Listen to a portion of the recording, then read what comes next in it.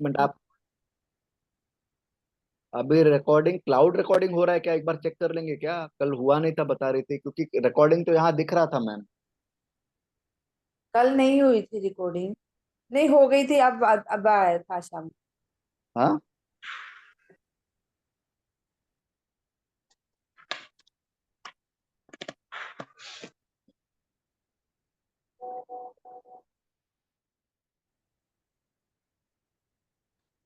आत्मा वंदन सभी मास्टर्स को।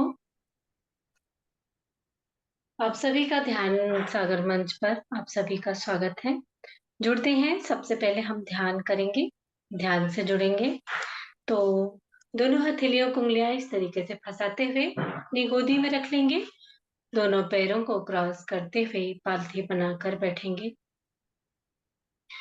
अपनी आंखों को कोमलता से बंद कर लेंगे। अपनी आती जाती सांसों पर पूरी एकाग्रता के साथ में ध्यान देंगे।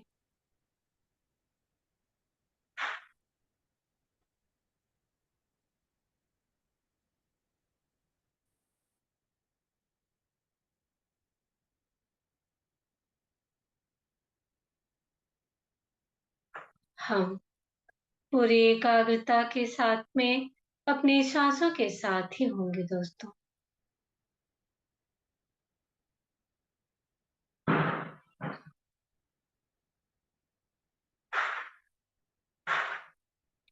सांस ही हमारा जीवन है।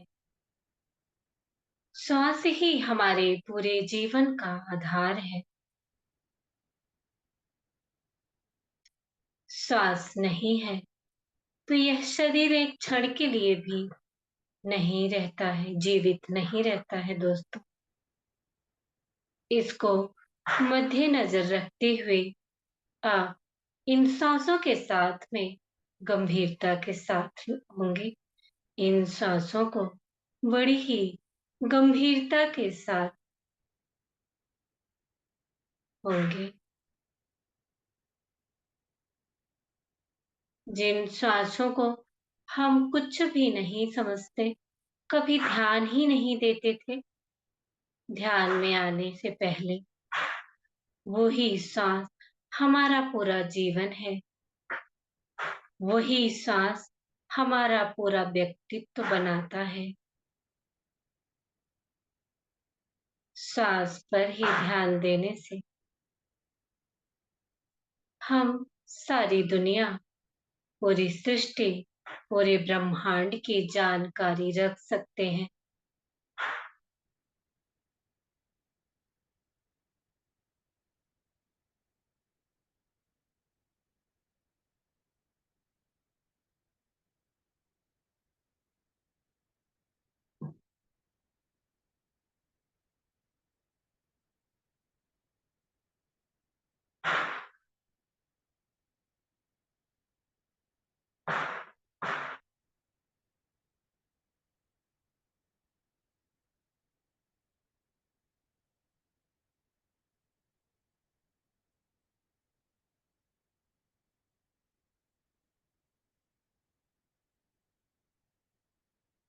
सांसों के साथ में पूरी एकाग्रता से जुड़े रहेंगे दोस्तों।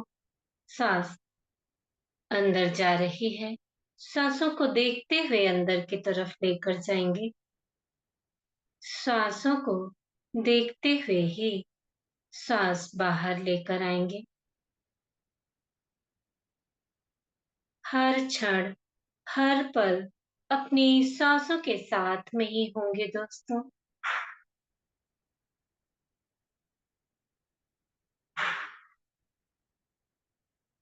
यह सांस ही है जो हमारे पूरे शरीर की विकृतियों को निकालता है। सांसों को गहराई से आदान प्रदान करने पर, छोड़ने पर, लेने पर हमारे पूरे शरीर का हर एक रोग, सारे विकार नष्ट होते हैं। हमारे रक्त की सारी गंदगियां नष्ट होती हैं। रक्त शुद्ध होता है। पूरा शरीर रक्त ही जब शुद्ध हो जाता है, उससे पहले पूरा शरीर शुद्ध हो जाता है, फिर रक्त शुद्ध हो जाता है। सांसों के माध्यम से पूरा शरीर, हर एक रोम रोम शुद्ध हो जाता है दोस्तों।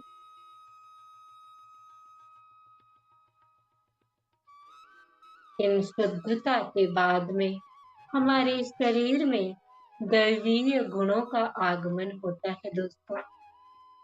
जब हम सांसों को इसी प्रकार से लेते हुए, छोड़ते हुए इस अभ्यास को सतत करते जाते हैं,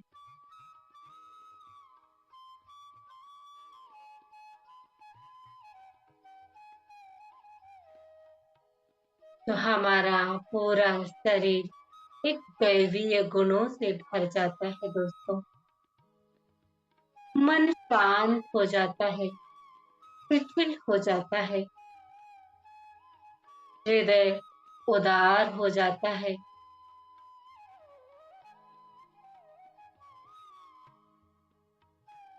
स्वभाव सरल हो जाते हैं।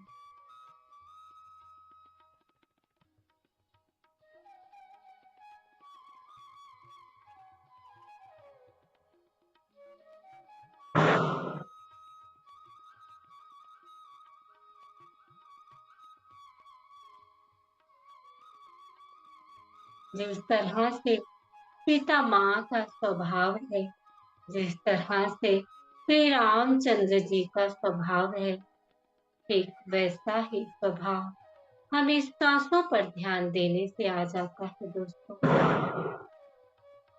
सांसों पर सतत ध्यान देते रहने से, कुछ ही वर्षों तक करने से, कुछ ही महीनों तक करने से ही बहुत बड़ा रिजल्ट आता है दोस्तों।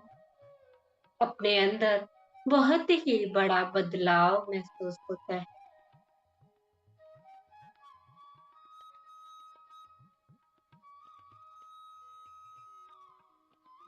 जब हम सांसों के साथ में होते हैं, तो हम अपनी प्रकृति के साथ में होते हैं, धरती माँ के साथ में होते हैं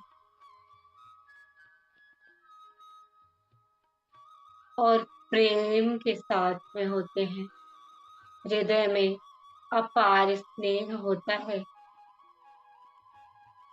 वह प्रेम, वह स्नेह किसके लिए होता है, वह भान नहीं होता। किसके लिए नहीं होता है, यह भी भान नहीं रह जाता।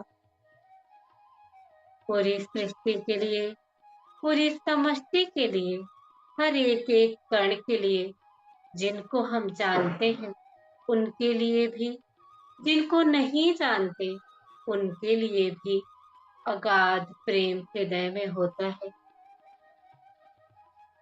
इन सांसों पर ध्यान देने से दोस्तों, प्रेम जो अमूल्य चीज है, जिसको दुनिया की पूरी दुनिया देने के बाद भी वह प्रेम नहीं मिल सकता, वह प्रेम हमें इन सांसों के द्वारा मिल जाता है दोस्तों। सांसों पर ध्यान देने से मिलता है।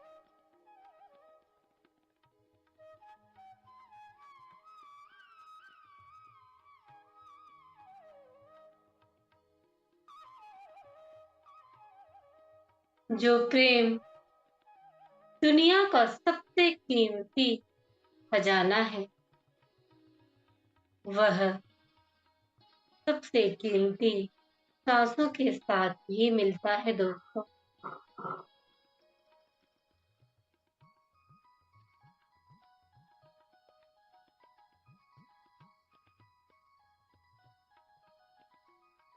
क्योंकि सांसों के साथ में सबसे पहले शरीर शुद्ध होता है, सारे विकार नष्ट होते हैं, सारे रोग नष्ट होते हैं, फिर शरीर में दिव्यता आती है, सौंदर्यता आती है, प्रेम आता है, आनंद आता है।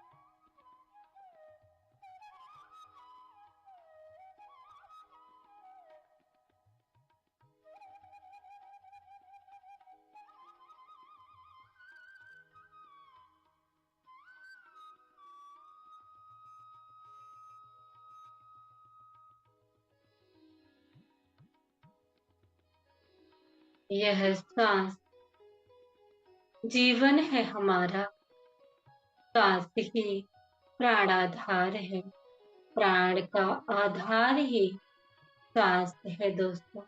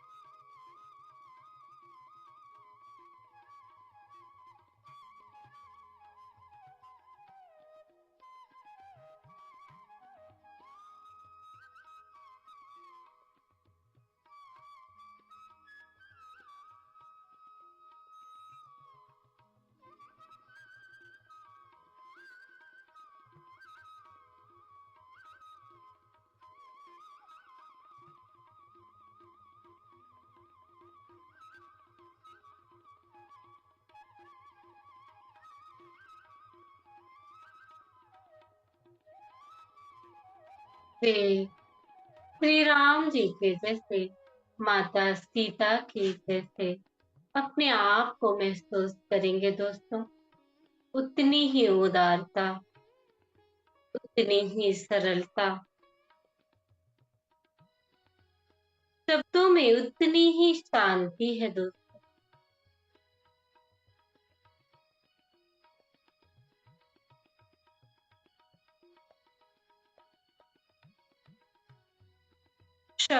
शब्द सुनते हुए ही मानो हृदय को, मन को, दिमाग को अपार शांति मिलती है। ऐसा भाव, ऐसे शब्द, ऐसा स्वभाव हमें सांसों के द्वारा ही मिलते हैं दोस्तों।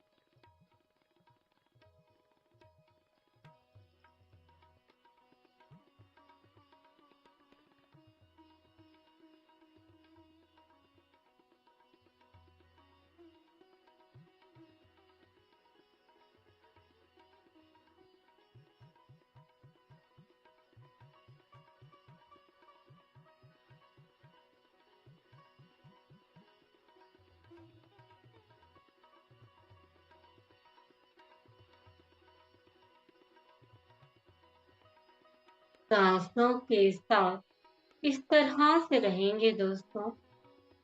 सांसों को इस तरह से एकाग्रता से देखेंगे कि जैसे उन सांसों से हमें प्रेम हो जाए, उन सांसों को ध्यान दिए बगैर हम रह नहीं पाए। इस तरीके से अपनी सांसों को देखेंगे दोस्तों।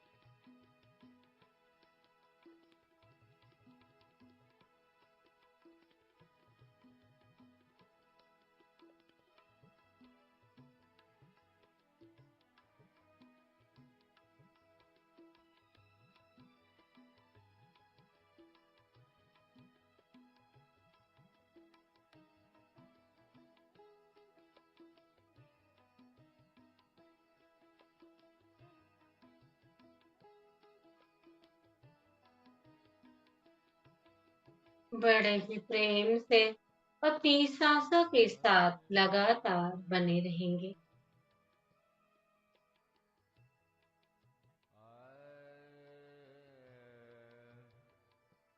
सांसों का एक पूरा रास्ता बन चुका है।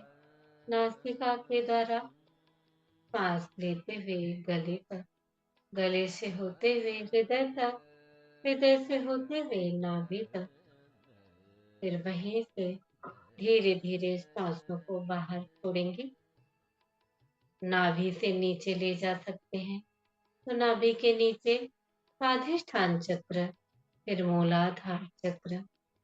इसी तरीके से सांस बाहर भी लेकर आएंगे दोस्तों।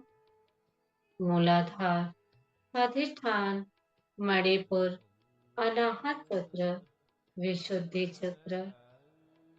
नासिका के द्वारा धीरे धीरे सांस बाहर छोड़ेंगे। यह हम नॉर्मल सांस ले रहे हैं और छोड़ रहे हैं।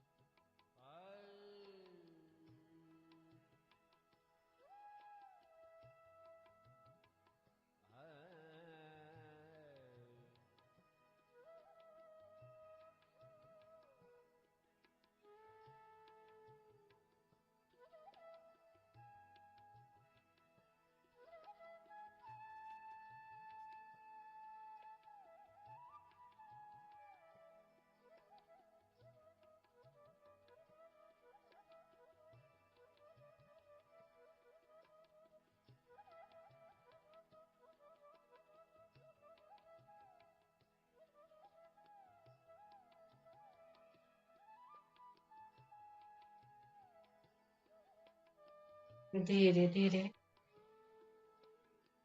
अपनी चेतना में वापस आएंगे दोस्तों। धीरे धीरे सांसों पर ध्यान देते हुए धीरे धीरे अपनी चेतना में वापस आएंगे दोस्तों।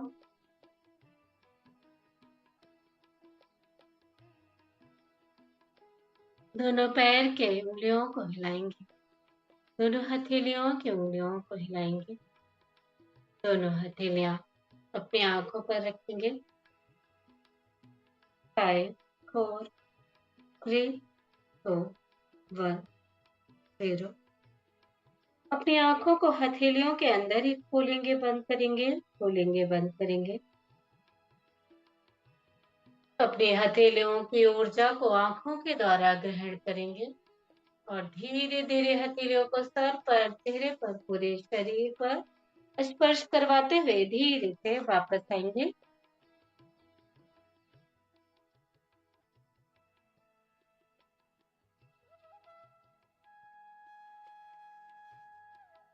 अभी हम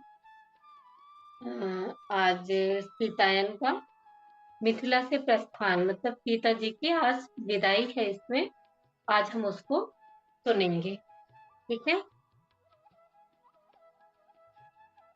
जैसा कि कल हमने सुना था कि श्री रामचंद्र जी ने धनुष तोड़ दिया था, फिर सीता जी के लिए बोला था कि एक दिन का समय है, तो सीता जी ने भी हाँ कह दिया था कि हाँ ठीक है, मुझे पसंद है श्री रामचंद्र जी, और शादी करने के लिए तैयार हो गई थी।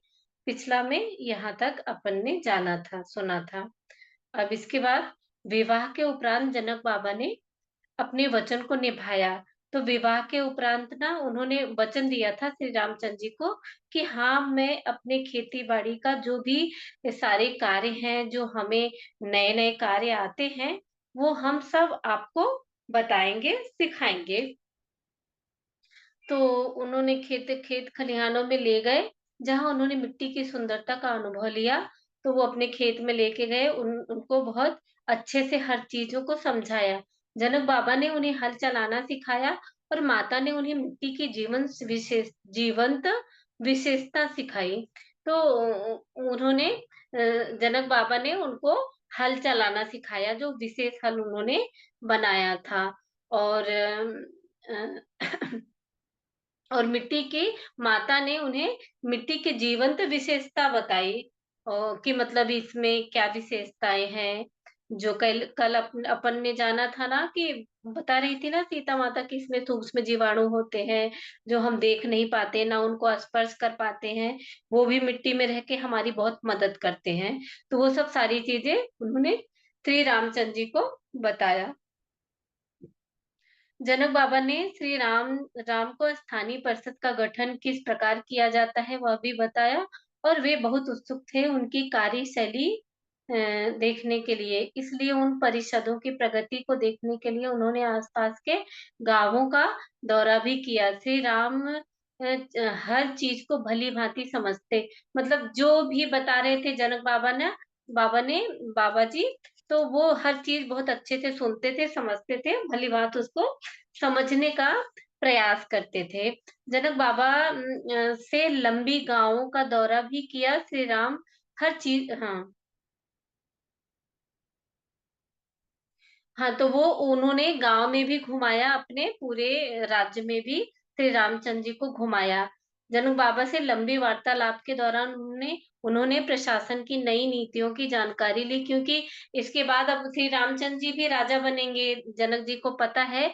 तो उनको हर चीज प्रशासन की भी नई नीतियों की जानकारी दी। अ, एक शासक कैसा होता है, वो सब सारी चीजें उनको बताई, जो वो जानते थे, ध्यान भी करते थे। और बहुत सारी चीजें जो उनको पता था, जो जैसे वो अपना राज्य चलाते थे और वो बोलते थे। और उन्होंने ये भी समझाया कि ऐसा नहीं है, मेरा तो छोटा सा गांव है, मेरा छोटा सा राज्य है, मैं हर हर एक से मिलता हूँ, घर घर जाता हूँ। लेकिन ऐसा नहीं है कि बड़े राज्य में ये कार्य नहीं हो सकता, बड़े से बड़े राज्य में ये कार्य हो सकता है, होना चाहिए। राजा घर घर, हर गांव गांव में जा सकता है, उनके दुख सुख को जान सकता है, उनकी उनकी परेशानियों को जान के उनके परेशानियों को दूर करना, यही एक राजा का धर्म होता है, बहुत बड़ा धर्म होता है। ये सब भी उनको श्री रामचंद्र जी को उन्होंने सिखाया, उन्होंने जनक जी ने। ऐसा प्रतीत होता था कि जनक बाबा भी अपनी दूरदर्शिता व भविष्य के कुछ पूर्वाभासों को श्री राम को बताने के इच्छुक थे। तो जैसा कि जनक बाबा ध्यान करते थे, तो उनको ना भविष्य की भी बहुत सारी बातें पहले से पता होती थी। जैसे सीता माता का उन्होंने पहले से ही देख लिया था ध्यान में, कि इनके स्वयंवर में धनुष तोड़ने का वो बता रखा जाएगा कि वो ही शादी करेंगे। उनको ये सब चीजें पहले से पता थी। ध्यान में उनको बताया गया था, तो बहुत सारी चीजें उनके अंदर थी जो वो श्री रामचंद्र जी को बताना चाह रहे थे, बताना चाहते थे। और राजधानी अयोध्या अब एक प्रमुख शाही केंद्र था, जिसकी ख्याति व प्रभाव सभी दिशाओं में फैल गया था। कौशल साम्राज्य की तुलना में विदेह राज्य कुछ भी ना था, किंतु सिर्फ एक चीज का फर्क था, वहां अति उन्नत विद्यापीठ था। तो वो कह रही हैं कि मीनाक्षी जी कह रही हैं कि ये मिथिला मिथिला देश से अयोध्या का राज्य बहुत ही बड़ा था, उसकी कोई तुलना ही नहीं थी। ये राज्य, अयोध्या का राज्य मिथिला से बहुत ही बड़ा था, बहुत भव्य राज्य था वो। इन दो महान प्रदेशों का एक होना शक्ति व ज्ञान का विवाह होना है। तो वो बोल रही हैं कि इन दो जो देश है, प्रदेश है, मतलब राज्य है, इन दोनों राज्यों का एक होना शक्ति और ज्ञान का विवाह होने जैसा है। अवश्य आर्यावर्त देश के उज्जवल भविष्य का द्योतक था। अगर ये दोनों मिलकर अपनी उच्च कोटि की संस्कृति व सभ्यता का व्यापक रूप से प्रचार प्रसार करें तो मानव जाति की महान उन्नति निश्चित है, जो विश्व की अन्य प्रजातियों का संरक्षण करने में सक्षम होगी। तो जनक बाबा जानते थे कि हमारी पृथ्वी अभी निचले चक्र की ओर है और आध्यात्मिक ज्ञान लुप्त होकर भौतिकता की तरफ अग्रसर है। तो वो धीरे धीरे, उस समय भी, अभी तो बहुत ही ज्यादा भौतिकता की तरफ हम सब हैं, उस समय भी वो शुरुआत था भौतिकता की तरफ। लोग थोड़ा बहुत जा रहे थे, जो जनक बाबा जी देख पा रहे थे या होने वाला था, तो वो जनक बाबा जी देख पा रहे थे। तो वो वही सब बता रहे हैं कि भौतिकता की तरफ अग्रसर है। यही कारण था कि जनक बाबा अपने जीवन के आखिरी वर्षों को समर्पित करना चाहते थे, ताकि आने वाले अंधेरे युग के माध्यम से ज्ञान को संरक्षित करने में मदद मिल सके। तो वो जैसे सीता माता को उन्होंने विदा कर दिया ना, तो वो उसके पहले जब विदा कर दिए देंगे, तो वो फिर ज्यादा से ज्यादा ध्यान में ही रहते हैं, इन्हीं सब चीजों के लिए कि वो ज्ञान को, संस्कृति को वो सुरक्षित रख पाए। जनक जी, यह लगभग ऐसा था मानो जनक बाबा ने पूर्व नियोजित कर यह विवाह संपन्न करवाया हो। तो वो बता रही है मीनाक्षी जी कि यह ऐसा था, ऐसा समझ आ रहा था कि पूर्व नियोजित था कि संपन्न, उन लोगों का विवाह संपन्न करवाना इनका पहले से ही अब योजना थी। रामचंद्र जी और सीता जी का विवाह करने की योजना बहुत पहले से बनी हुई थी। मीनाक्षी जी ऐसा बता रही हैं कि ऐसा लग रहा था, यह लगभग ऐसा था मानो जनक बाबा ने, हाँ, पूर्ण नियोजित, यह जानते हुए कि इससे संपूर्ण मानव जाति को लाभ पहुंचेगा। तो उनको पता था कि जब रामचंद्र जी सीता जी से शादी हो जाएगी, संपूर्ण मानव जाति को लाभ मिलेगा, क्योंकि उन्होंने अपने प्रेम का कितना बड़ा वो फैलाया, उन्होंने प्रेम का एक सबक सिखाया कि कैसा प्रेम होना चाहिए। तो जब वो दोनों साथ में रहते थे, उन दोनों के प्रेम में ना पूरा राज्य उस चपेट में आता था, और पूरा राज्य वही उसी तरीके से प्रेम से रहता था। जैसा अभी हम बोलते हैं ना कि जैसे हम ध्यान करते हैं तो हमारे घर का वातावरण अच्छा होता है, तो वो सीता माता और श्री रामचंद्र जी का ध्यान तो था ही उनका, और उनका जो प्रेम था ना, पूर्व प्रसारित हो रहा था, पूरे राज्य में प्रसारण उसका हो रहा था, तो पूरा राज्य उस प्रेम के उसमें था, अंडर में था, तो पूरा राज्य उसी प्रेम के भाव से रहता था।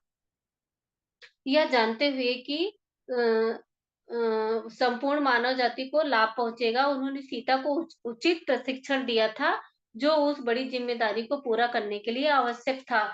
तो इसीलिए यह सब उनको पता था पहले से ही, जनक जी को ध्यान के द्वारा सब कुछ पता था। उनको ये भी, जब सीता जी उनको धरती से मिली थी या नहीं भी मिली थी, जब वो जा रहे थे उसके पहले ही उनको पता था कि जगत माता आ रही है हमारी पुत्री के रूप में। तो इसलिए उनको सब कुछ पहले से ही ध्यान के द्वारा पता होता था जनक जी को, तो इसलिए उनको शिक्षा भी दिलवाई थी सीता माता को। अब आप ये कहीं न कहीं प्रश्न आ रहा होगा कि जब वो जगत माता है, देवी जी हैं, खुद को उनको शिक्षा की क्या ज़रूरत है? लेकिन जब भगवान भी जब देवता और भगवान भी जब धरती पे आते हैं, पंच तत्वों के संपर्क में आते हैं ना, तो उनको भी इन सब चीज़ों की ज़रूरत होती है। सारी चीज़ें उनको याद नहीं रहती हैं। तो इसलिए धरती पे आके हर किसी को सीखने की ज़रूरत होता है। उन्होंने आर्य देश के बहुत से ऋषियों, संतों से सीता को अवगत करा दिया था और उसने भी उनकी शिक्षाओं को आत्मसात कर लिया था। तो मीनाक्षी जी बोल रही हैं कि जनक बाबा जी बहुत से बड़े-बड़े ऋषियों से सीता जी का संपर्क करवाया था और सीता जी ने भी वो सभी ऋषियों ने जो-जो सारी चीज़ें दी बताई थी, जो शिक्षाएँ दी थी, उन्होंने आत्मसात कर लिया था, अपने साथ पूरा ग्रहण कर लिया था, हर एक-एक बातों को, एक-एक शब्दों को। वे जानते थे कि श्री राम इन सब बातों का मूल्य मूल्य समझेंगे, साथ ही सीता का छोटे-बड़े सभी सभी चीज़ों की देखभाल करना बिना किसी भेदभाव के, बिना किसी पक्षपात के, उनकी सबसे बड़ी और सबसे खास ज़िम्मेदारी पूरी होने जा रही थी और जनक बाबा ने इस अंतिम क्षण का अभिवादन समान भाव से किया, ना अत्यधिक प्रसन्नता, ना अति दुःख, उनका वैराग्य आरंभ हो गया था। तो जैसा कि यहाँ वैराग्य ये होता है दोस्तों, जैसे योग पतंजलि ऋषि ने उन्होंने 8 अंग होते हैं पतंजलि ऋषि के, उसमें वैराग्य भी आता है। यम, नियम, आसन, प्राणायाम, अ, धारणा, ध्यान, समाधि। तो ये सब चीज़ें आती हैं। तो ये उसमें एक वैराग्य चीज़ ऐसा होता है कि जब वैराग्य मन में आ जाता है, तो कोई भी खुशी वाली बात होती है, तो भी नहीं ज़्यादा खुश होता है आदमी, इंसान नॉर्मल रहता है और जब ज़्यादा दुःख वाली बात होती है, तो भी उनको कोई दुःख नहीं होता है।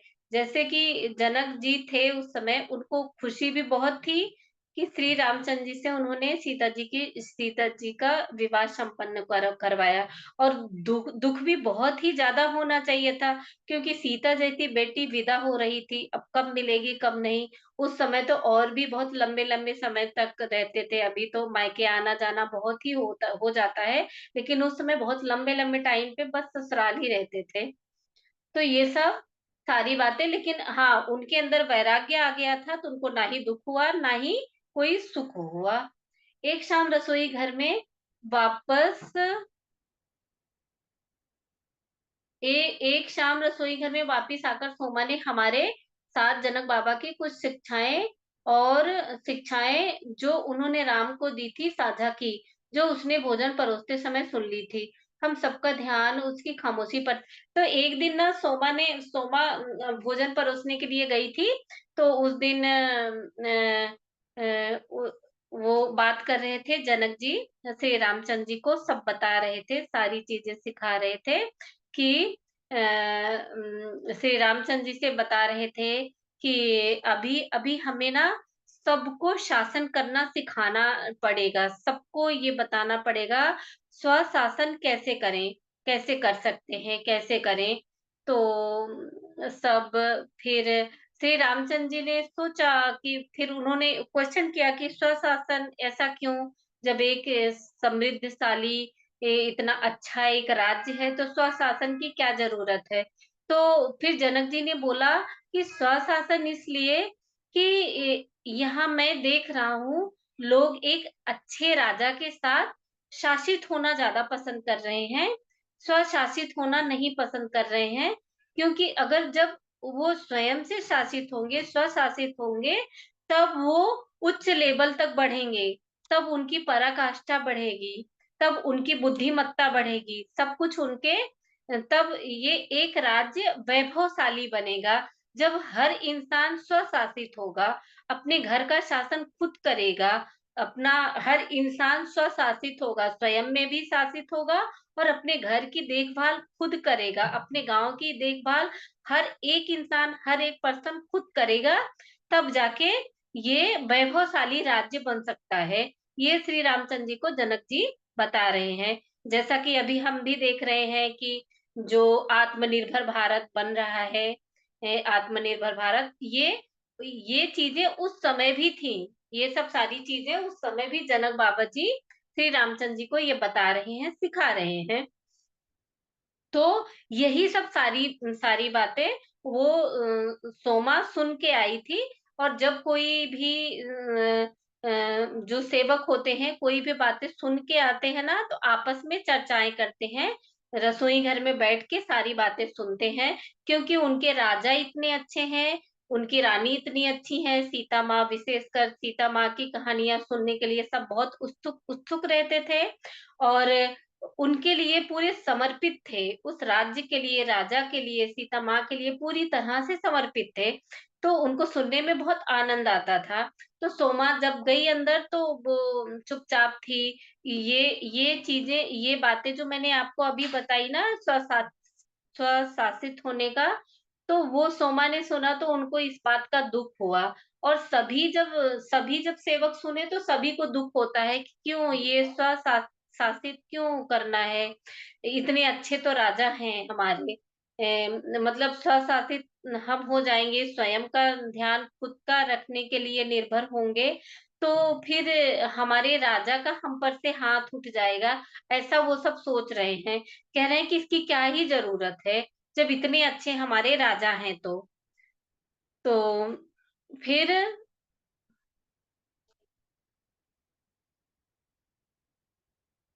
हाँ, फिर ये सब सारी बातें होती हैं। वो सब एक बार पूरी बातें जब हो जाती हैं, सब दुखी भी होते हैं कि ऐसा क्यों जनक बाबा कर रहे हैं। हम सब बहुत खुश हैं। वो हमारे जब एक राज्य का शासक है, वो राजा है, तो हमें उनके अंदर रह कर बहुत ही अच्छा लगता है, बहुत ही आनंद है। हमें पूरा विश्वास है कि जनक बाबा हम सबको कभी कोई तकलीफ नहीं होने देंगे। तो फिर ऐसा क्यों, सभी को दुख होता है इस बात का। तो वो फिर सब लोग, सारे सेवक बैठ के फिर थोड़ी देर आत्मचिंतन करते हैं, मनन करते हैं अपने जनक बाबा के लिए, अपने जनक राजा के लिए, कि उनके लिए चिंतन करते हैं कि उनकी उनके लिए उनकी जो इच्छाएं हैं, उनको पसंद नहीं है वो चीजें, लेकिन फिर भी उनके लिए प्रे कर रहे हैं बैठ के कि उनकी जो इच्छाएं हैं सब पूरी हो। और वो उनके लिए चिंतन मनन कर रहे हैं। सभी लोग थोड़ी देर बैठ के फिर उठ के अपने अपने काम में लग जाते हैं। जनक बाबा ने मुस्कुराकर उत्तर दिया। फिर जनक बाबा और रामचंद्र जी से बातें होने लगती हैं, यही बता बता रही हैं अभी। राम राम ने आश्चर्यचकित होकर पूछा, क्या लोग अपने गांवों पर शासन कर पाएंगे जबकि उन्हें अपने मन पर भी संयम नहीं करना आता? तो रामचंद्र जी फिर, जब जनक जी ऐसे बोलते हैं, तो रामचंद्र जी पूछते हैं कि क्या वो अपने गांवों की संरक्षण कर पाएंगे जिनको अपने मन मन पर भी कुछ विशेष संयम नहीं है? तो जनक बाबा ने मुस्कुराकर उत्तर दिया, ये हमारे ऋषियों मुनियों का दायित्व है कि वे लोगों को सिखाएं कि किस प्रकार अपने मन को नियंत्रण में रखना है, जिससे वे अपने समुदायों पर शासन कर सकें। हमें बीज बोने चाहिए, हालांकि फलों को लगने में लंबा समय लगेगा। तो वो अभी बता रहे हैं कि ये बीज तो हमें डाल देना चाहिए, ये हमें बताना चाहिए। ऋषि मुनियों को भी बोलना है इन सब चीजों के लिए। ये सब सारी चीजें बताएंगे, और इसका बीज अभी हमें बो देना चाहिए। फल लगने में टाइम लगेगा, लेकिन हाँ, अभी से शुरुआत अभी से करना पड़ेगा।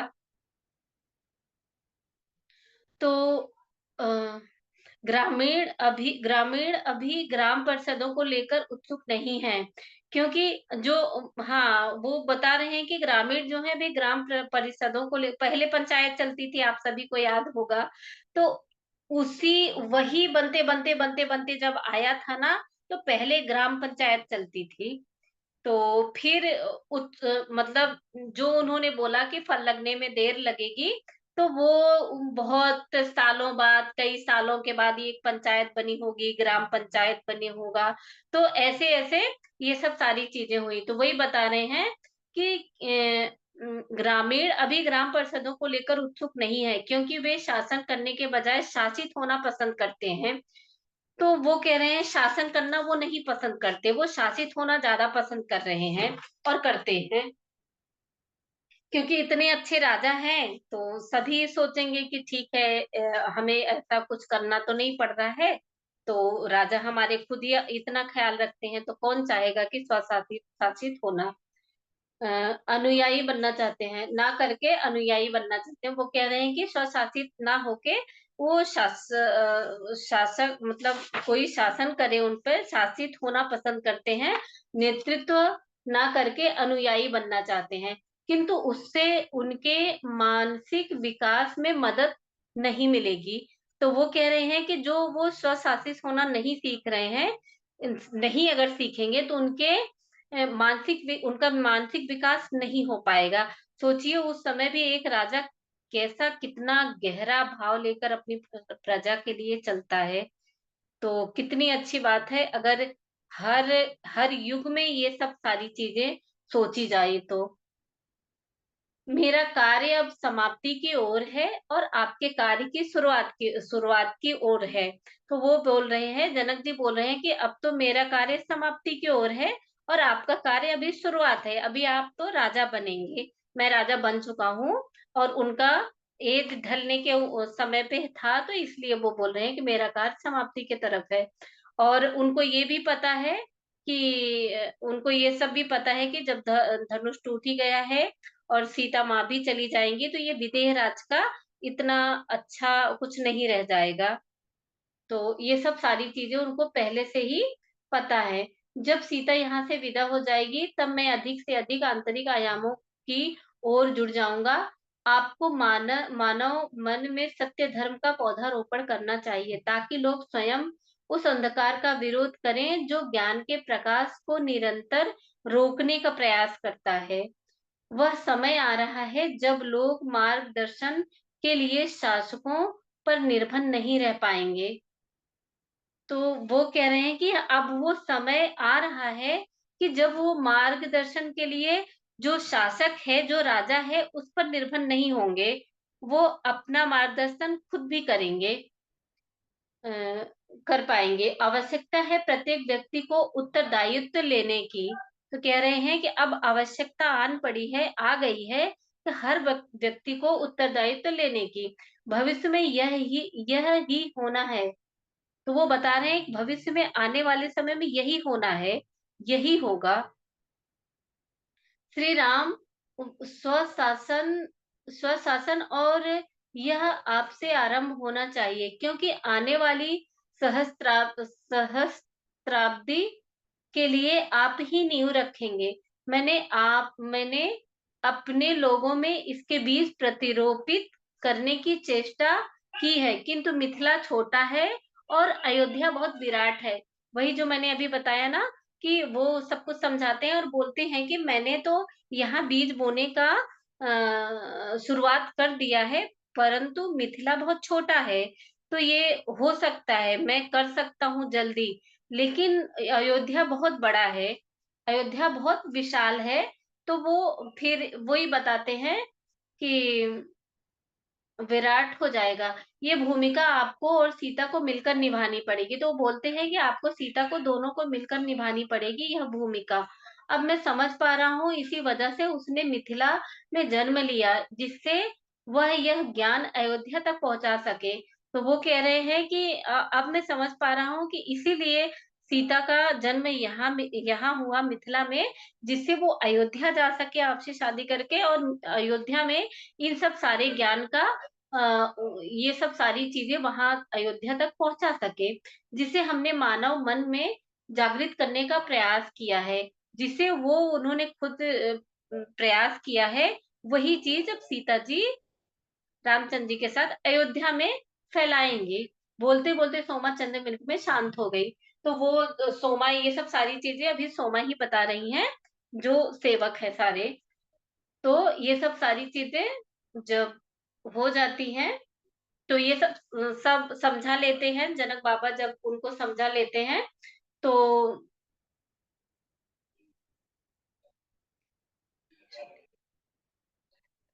तो जब वो सब बात करते हैं सोमा और वो सब सारे सेवक, तो वो बोलते हैं कि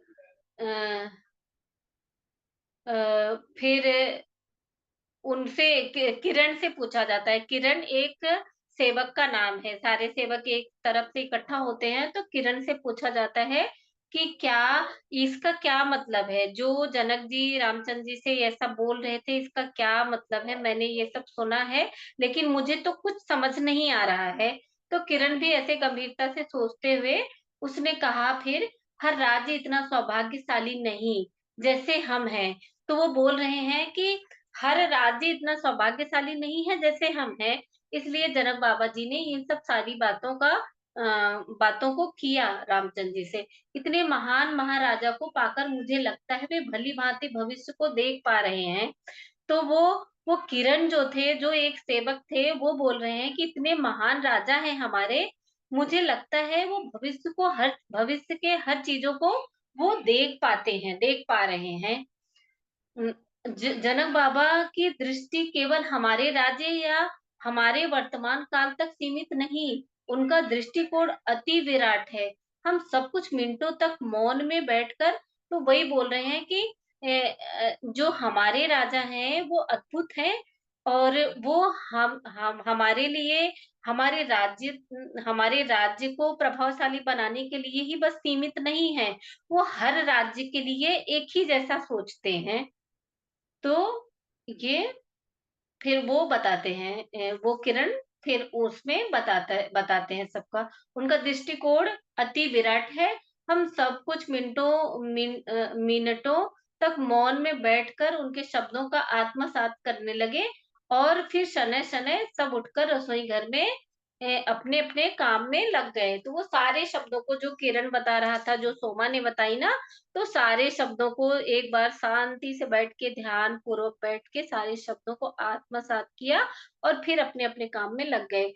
माता का पीड़ादायक स्थान कुछ दिनों दूर था, जिसका विचार मात्र ही पीड़ादायक था। तो अब ये सब विदाई के लिए सोच रही हैं कि अब सीता माँ की विदाई हो जाएगी, फिर हम सब कैसे रह पाएंगे। तो ये सब बहुत परेशान हो रहे हैं उस चीज को लेकर। तो अगली सुबह माता ने सोमा, उषा, रोहिणी और मुझे बुला भिजवाया। तो अगे फिर दूसरी सुबह उन्होंने, सीता माँ ने इन चारों को बुलाया। अगली सुबह सोमा सोमा उषा, रोहिणी और मुझे बुला भिजवाया साथ वन जाने के लिए। तो ये सीता माँ का, क्योंकि अब चली जाती, वो अयोध्या चली जाती, तो इसलिए वो पहले अपने वन में गई, जीव जंतुओं से, पेड़ पौधों से, उस वन से मिलने के लिए, क्योंकि उनको बहुत ही ज्यादा प्रेम था जंगलों से, जंगलों के जीव जंतुओं से, पत्तों से, पेड़ पौधों से बहुत ही ज्यादा स्नेह था, क्योंकि वहां ज्यादा से ज्यादा समय उन्होंने उन जंगलों में बिताया था, वहां बैठकर ध्यान किया करती थी। तो वो कहती भी थी कि इन जंगल ने हमें बहुत कुछ दिया है। तो वो उस सबको लेके जंगल में गई, और फिर सारे जंगल में गई, सारे पेड़ को, पत्तों को छू छू के उनको प्रेम जता रही थी, प्रेम कर रही थी। जो जो जीव जंतु आ रही थी उनको पीठ पे थप थपा के उनको प्रेम जता रही थी। बहुत ही चारों तरफ हर कोने कोने में जंगलों को देख रही थी, हर जगह जगह पे जाके रुक रही थी, बहुत अच्छे से प्रेम से उस जंगल से मिली, और उनसे बोल रही थी कि हम आपको कभी नहीं भूल सकते हैं, आप हमारे अंदर हमेशा बसे रहेंगे। तो बहुत ही प्रेम से उनसे भी बात करती हैं, पेड़ पौधों से, जीव जंतुओं से। साथ ही ये सारे जीव जंतु भी हमें बहुत याद आएंगे। ये सब सारी बातें जंगल से, पेड़ पौधों से, जीव जंतुओं से करती हैं। फिर चारों से, उषा, सोमा से, रोहिणी से और मीनाक्षी से फिर उनको बोलती हैं कि चलो हम सब एक जगह बैठते हैं, हमें कुछ जरूरी बात करनी है आप लोगों से। तो फिर सभी लोग बैठते हैं। तो फिर ये सब सोचती हैं कि क्या बात करेंगे, बस ये करेंगे कि हमारे जाने के बाद माता और पिता का ध्यान रखना। तो ठीक है। फिर सीता माता ने बोला, ये सब बहुत ही चिंतित थे, बहुत ही दुखी थे, अति में किसी का दिमाग काम नहीं कर रहा था, सीता माँ जब चली जाएँगी तो क्या होगा? मीनाक्षी तो बहुत रो रही थी, पर सोमा ना एक अद्भुत थी। सोमा सोमा के अंदर ना एक ऐसी कला थी, एक ऐसी चीज़ें थी जो वो पहले से सब कुछ जानती रहती थी, उनको महसूस होता था, उनको फीलिंग्स रहती थी जो आगे होने वाला है। तो वो सोमा के बारे में तो ज़्यादा कुछ नहीं लिखा है, लेकिन इसमें पढ़ के ऐसा ही आभास होता है कि सीता जी के साथ ही सोमा जी कोई दिव्य शक्ति ही आई थी, जो उनके साथ एक सेविका के रूप में थी। ये मैं अपना नॉलेज बता रही हूँ, मुझे ऐसा लगता है, बाकी क्या है जो भी भगवान जाने। तो फिर सोमा सब कुछ जानती है, तो वो ये मीनाक्षी जब बहुत दुखी होती है, रोती रहती हैं कि माता चली जाएँगी, तो क्या होगा हमारा? फिर कैसा यहाँ कैसा लगेगा? तो वो सोमा खुश रहती है, वो हमेशा खुश रहती है, उसे कोई दुःख नहीं, कोई चिंता नहीं है। तो वो कहती है कि माँ किसी भी अमूल्य चीज़ को जानती हैं, कौन चीज़ कितना अमूल्य है, कौन रत्न है, कौन हीरा है, ये माँ जानती हैं, पहचानती हैं। हीरे की परख उनको है, वो कभी नहीं छोड़ेंगी, वो किसी भी हीरे को कभी नहीं छोड़ेंगी। कुछ ऐसा ही सोमा मीनाक्षी से बोलती है, तो मीनाक्षी को इतना समझ में नहीं आता, वो फिर भी दुखी ही रहती हैं। तो फिर हाँ, फिर सीता माँ बताती हैं, फिर सीता माँ बोलती हैं कि मैंने इस बात का जो मैं बात बोलने जा रही हूँ, मैंने माताजी से और पिताजी से ये आज्ञा ले ली है इसके लिए। अब आप लोग बताइए, आप लोगों का भी सहमति चाहिए कि मैं चाहती हूँ कि उर्मिला से भी सहमति हो गई है कि मैं चाहती हूँ कि उर्मिला के जो 2 सेविका हैं और हमारे आप दोनों जो हो सोमा और मीनाक्षी, आप दोनों हमारे साथ अयोध्या चलो। हमें पता है कि वो बहुत ही अलग देश होगा, बहुत ही अलग सारी चीज़ें होंगी, तो इसलिए हम आपको समय दे रहे हैं। आप बता देना अपने आप से सोचकर कि आप लोग हमारे साथ चलोगे या नहीं। अगर नहीं भी चलोगे ना, तो हमें कोई दुःख नहीं है उसका, बस हम ऐसा चाहते हैं कि आप चारों हमारे साथ चलो। तो अगर नहीं जाना चाहते, आपको दुःख हो रहा है अपने घर को छोड़ के जाना, तो आप यहाँ खुशी-पूर्वक से रह सकते हैं। कोई ज़बरदस्ती नहीं है वहाँ पे जाना, कोई ज़रूरी नहीं है वहाँ पे जाना। तो वहाँ पे तो सभी इतने खुश होते हैं, सोमा तो पहले से ही खुश रहती है क्योंकि उसको अंदरूनी सारी चीज़ें सबसे पहले पहले से ही पता होता है। और जो तीनों से दोनों सेविका थी वो सब बहुत खुश होती है। मीनाक्षी ना एकदम स्तब्ध हो जाती है। मतलब खुशी के मारे उसको कोई आवाज़ ही नहीं निकलती, ना वो खुश हो पा रही थी, ना दुखी हो पा रही थी। वो कोई आवाज़ ही नहीं हो निकल पा रहा था, पूरी अवाक हो गई थी कि मैं क्या ही बोलूँ? एकदम स्तब्ध हो गई थी कि माँ ने ऐसा बोला हमें ले चलने के लिए। तो बहुत देर तक तो बोला ही नहीं उन्होंने। कितनी बार सीता माँ ने उनसे पूछा भी कि मीनाक्षी तुम क्या खुश हो? तुम चलना चाहती हो? तो उनके मुँह से आवाज़ ही नहीं निकल पा रही थी। तो सभी बोल रहे थे, सभी खुश थे, प्रसन्न थे। लेकिन फिर थोड़ी देर के बाद उनको आवाज़ आई, फिर वो रोने लगी कि माता आपके कितने बड़े उपकार हैं हमारे ऊपर कि आप वहाँ भी ले जाने के लिए हमें तैयार हो। और फिर उन्होंने एक श्रापित पहले उनको वो अपने आप को श्रापित मानती थी क्योंकि उनके पूर्वजों में श्राप मिल चुका था। कुछ बुरे कर्मों के लिए उनके पूर्वजों को श्राप मिल चुका था कि 7 पुश्त या 9 पुश्त तक दुखी रहेंगे बहुत लोग आपके पुश्तों में। तो इसलिए इनको वो अपने आप को हमेशा शापित-शापित कहती रहती थी। तो वो शापित कहने ही जा रही थी, तब तक सीता माता ने उनको होठों पर अपनी उँगली रखी और बोली कि ऐसा कुछ नहीं बोलना है। सब इंसान आप भी धरती माँ की पुत्री हैं, हम भी धरती माँ की ही पुत्री हैं। जैसे हम हैं वैसे ही आप हो। आप अपने आप को कभी ऐसा कुछ भी मत सोचा करो। तो ऐसा फिर उन्होंने समझाया, तो सब जाने लगे फिर मीनाक्षी भी जा रही थी, तो मीनाक्षी से उन्होंने बोला जो किरण था, एक सेवक किरण था ना, उनसे वो किरण मीनाक्षी को पसंद करता था और मीनाक्षी किरण को पसंद करती थी।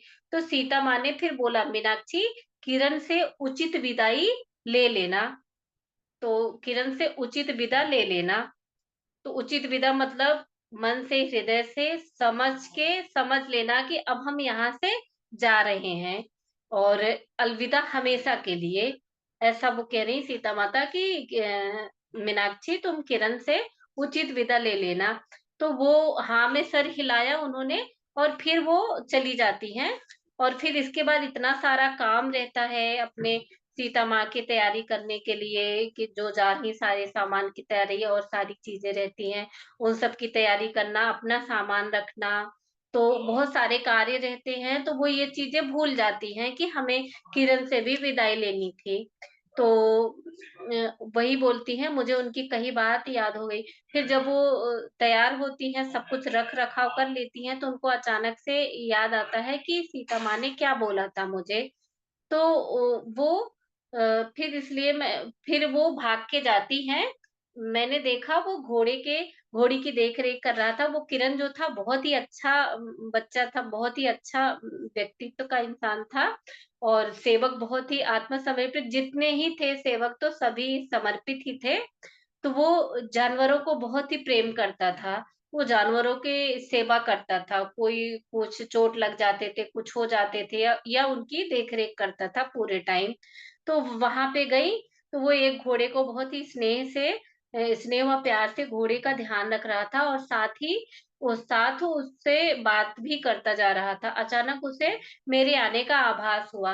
तो जब उसको किरण को मीनाक्षी के जाने का आभास होता है, तो वो तुरंत उनके तरफ देखता है, तो बोलता है, अच्छा मीनाक्षी, जाने का समय हो गया है, विदाई का समय हो गया क्या? तो जाने का समय हो गया, क्या तुम लोग प्रस्थान कर रहे हो? मैंने हामी भरी, और अपना पूरा भार एक पैरों से दूसरे पैरों पर डालते हुए मैं समझ नहीं पा रही थी कि अचानक मैं इतनी असहज क्यों हो गई। तो उनको लग रहा था कि ये मैं विदाई लेते समय अभी मैं एकदम से असहज क्यों हो गई हूँ, ऐसा तो कभी नहीं हुआ था। तब उनको अचानक से समझ आया कि ऐसा कभी बात ही नहीं आई थी किसी से विदा लेने का, तो इसलिए मुझे असहजता महसूस हो रहा है। तो वो फिर वहां से विदा लेके जब जाने लगती हैं, तो बताती हैं मीनाक्षी जी कि मैंने फिर देखा उसकी आंखों में बहुत ही उदासी था, और फिर वो बोल रहा था कि सीता माँ के बिना बिल्कुल अच्छा नहीं लगेगा, कैसा लगेगा यह राज्य। तो वो बहुत ही उसकी आंखों में उदासी था, और मीनाक्षी के लिए भी उदास था कि मीनाक्षी भी अब जा रही थी हमेशा हमेशा के लिए, जो कभी नहीं मिलेंगे, शायद कभी नहीं मिलेंगे। ऐसा, माता इस महल की जान है, लेकिन जनक बाबा और सुनैना माँ अब भी यहाँ रहेंगे। तो मीनाक्षी जी कह रही है, माता इस महल की जान तो है, वो तो सही बात है, लेकिन जनक बाबा और सुनैना माँ तो अभी भी यहीं रहेंगे, उनको आपको देखना है। और जैसा कि माता ने कहा, वे मिथिला कभी नहीं छोड़ेंगी, यह स्थान सदा उनके हृदय में बसा रहेगा। वो कहती हैं, जैसा माता जी कहती हैं कि ये मिथिला उनके हृदय में हमेशा बसा हुआ है, तो वो मिथिला को कभी नहीं छोड़ेंगी। मैं शायद अब फिर तुम्हें नहीं कभी नहीं देखूंगा। तो वो किरण कह रहा है कि अब मैं शायद तुम्हें कभी नहीं देखूंगा। मीनाक्षी से कह रहा है। उसने धीमे से कहा, मैं नहीं जानती किरण, भविष्य ने क्या संजो रखा है, लेकिन सभी जीव जंतुओं का तुम भली प्रकार ध्यान रखना। मैं जानती हूँ तुम रखोगे, यह माता को बहुत प्रसन्न रखेगा। तो वो जो जीव जंतु का वो ध्यान रखता था ना किरण, तो इससे माँ भी उससे बहुत खुश रहती थी, बहुत प्रसन्न रहती थी। वो उसको किरण को सीता माँ भी बहुत पसंद करती थी, क्योंकि वो जीव जंतुओं को बहुत ध्यान रखता था।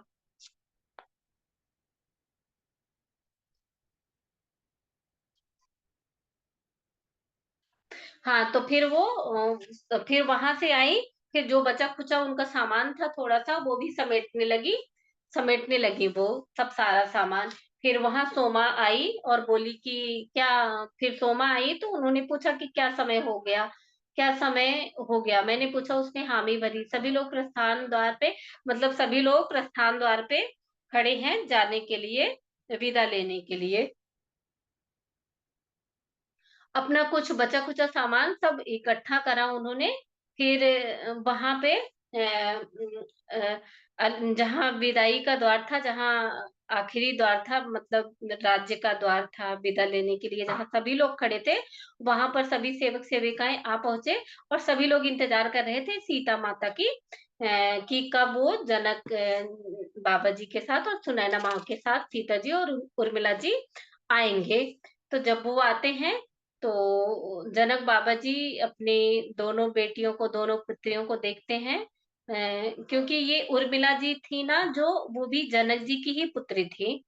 बाद में सीता जी के बाद जनक जी को एक पुत्री फिर से हुई थी, जो हम सबको अभी एकदम क्लियर नहीं था, हमें तो खैर नहीं था।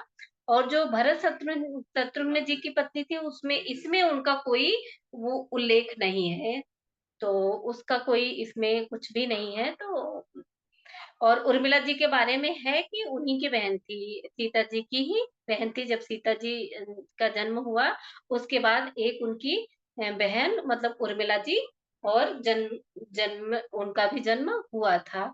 तो दोनों पुत्रियों को देखते हुए वो उनको उनको माथे पे चूमा और अलविदा कहा। फिर श्री रामचंद्र जी के साथ आके जनक जी खड़े हो गए। फिर सुनैना माँ आई, एक कंगन उतार के उर्मिला जी को दिया, और माता जी को, सीता माँ को उन्होंने अपने गले का हार उतार के दिया, जो बहुत ही भव्य था, दिव्य था वो, जो अ, मतलब ऐसे ही वो दिव्यता का एक वो निशानी थी। वो हर समय वो रक्षा करता है। उन्होंने कहा कि ये मेरी माँ ने दिया था सीता, जब हम विदा हो रहे थे, ये मैं अब आपको दे रही हूँ, ये तुम्हारी हमेशा हर समय रक्षा करेगा। पहले के गहने भी ऐसे होते थे, दिव्य होते थे, भव्य होते थे। तो ऐसा कह के उन्होंने अपनी बेटियों को, दोनों बेटियों को अ, दिल से, हृदय से विदा किया। फिर जनक बाबा जी सेविकाओं के पास में आए, चारों सेविकाओं को भी उन्होंने, उनको उनके माथे पे चूमा, बोले कि आप भी हमारी पुत्री ही हैं, आप बिल्कुल अलग मत समझना अपने आप को, और तुम दोनों, इन दोनों का, उर्मिला का और सीता का अच्छे से ध्यान रखना, और साथ में अपना भी बहुत ही अच्छे से ध्यान रखना। और फिर इसके बाद मीनाक्षी के पास में आते हैं और उनको कहते हैं कि आपने मिसाल कायम की है, जो आपके पिता चाहते थे, उससे ज्यादा, कहीं ज्यादा बढ़ के आपने किया है। ये आपने बहुत बड़ा तपस्या किया है। मैं महसूस कर पा रहा हूँ, मैं जानता हूँ कि आपके पिता इस बात से अनभिज्ञ नहीं है, वो इस सारे बात को जानते हैं और बहुत वो प्रसन्न हैं आपके इस कार्य से। तो वो उनके लिए मीनाक्षी जी फिर बोलती हैं कि ये हमारे लिए, वो सारे शब्द जो जनक जी ने उस समय बोले थे, वो सारे शब्द हमारे लिए बहुत अमूल्य थे, जो हमें अपने पिताजी से जोड़ रहा था। क्योंकि वो उसके पहले वो बहुत दुखी थी कि जनक बाबा ही एक आधार थे जो हमारे पिता की याद दिलाते थे, लेकिन अब वो भी नहीं रहेगा। तो इसलिए वो अभी बोल रही हैं कि जब उन्होंने इतना ऐसा बोला तो मुझे बहुत खुशी हुई, प्रसन्नता हुई, और वो मुझे अपने पिता की बहुत गहराई से याद दिलाया। वो समय, वो शब्द बहुत ही अलग थे मेरे लिए, वो ऐसा बताया उन्होंने।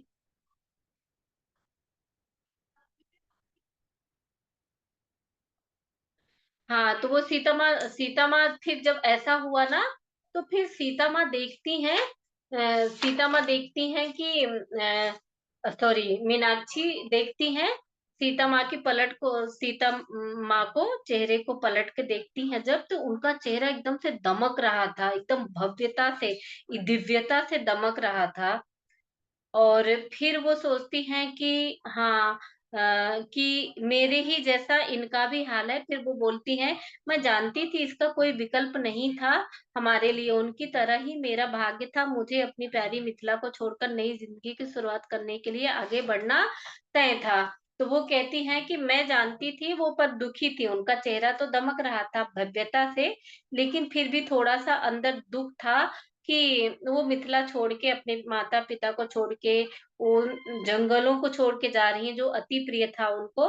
तो वो कह रही हैं कि मैं समझ सकती हूँ उनकी मनोदशा, मैं समझ सकती हूँ। तो ये अभी ये छोटा सा था, तो ये हो गया है।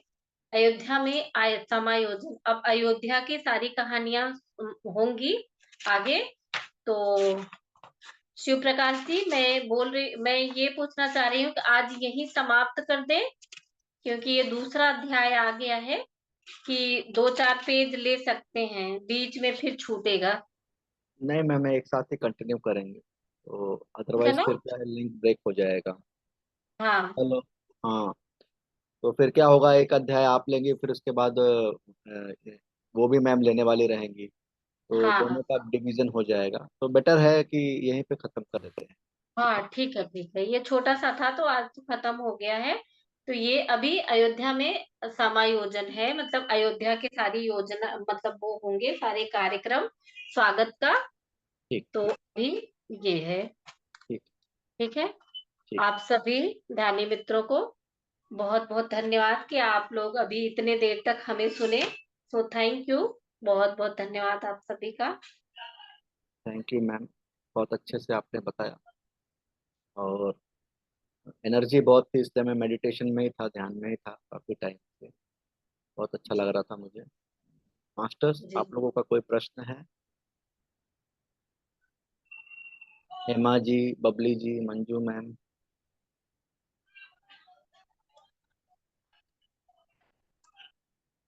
Hema ma'am, Manju ma'am,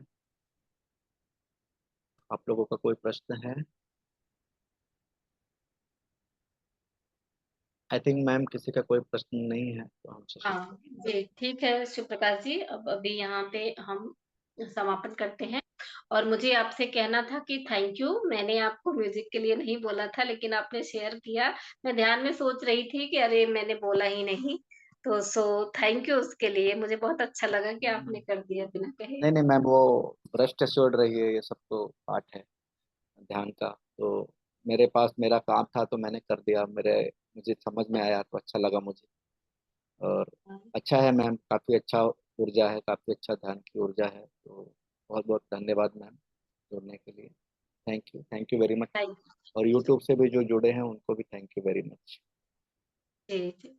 thank you. Thank you YouTube से जो भी साधक जुड़े हैं, जूम से जो साधक जुड़े हैं और इतनी देर तक सुने हमें। So thank you, thank you, thank you so much.